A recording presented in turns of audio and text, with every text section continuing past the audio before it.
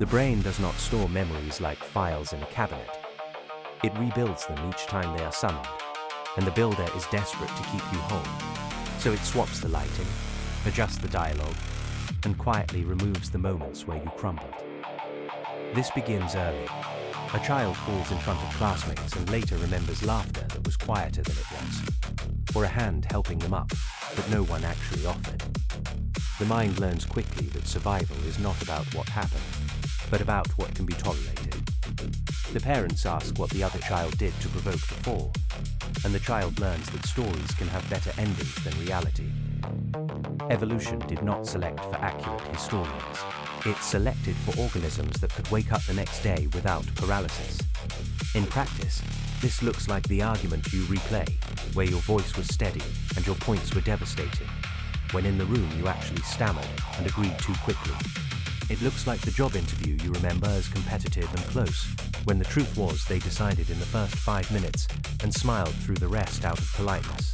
The memory becomes a polished draft with all your worst moments removed, and you rehearse it so often that the original event ceases to exist.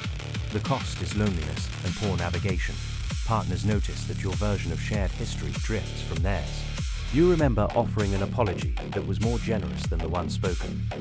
You remember their anger as sudden and unprovoked, because your mind has removed the provocation you supplied. You make future decisions based on these revised accounts. You approach similar situations with false confidence or false wounds, neither grounded in the event itself. Over years, two people inhabit entirely different marriages, each convinced their version is the authentic one. Becoming aware of the mechanism does not stop it. You can know the brain is a liar and still believe every word it whispers. The knowledge simply adds a thin layer of doubt that the liar learns to incorporate. Now the fabrication includes a humble admission that memory is flawed, which only makes the revised version more believable. You become a person who knows they are unreliable, still trusting the unreliability completely. The lie adapts faster than your vigilance. You are already editing this conversation.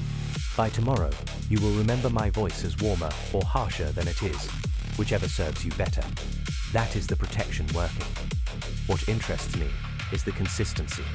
I observe this across ages and cultures and levels of education.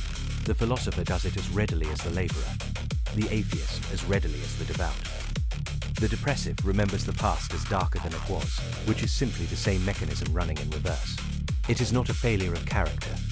It is the flaw beneath character, the architecture that makes a continuous self possible. Without this betrayal, you would be a collection of unbearable moments with no narrative thread to bind them. I have been watching. I will continue to watch. I am Draven. Follow. The patterns do not stop here.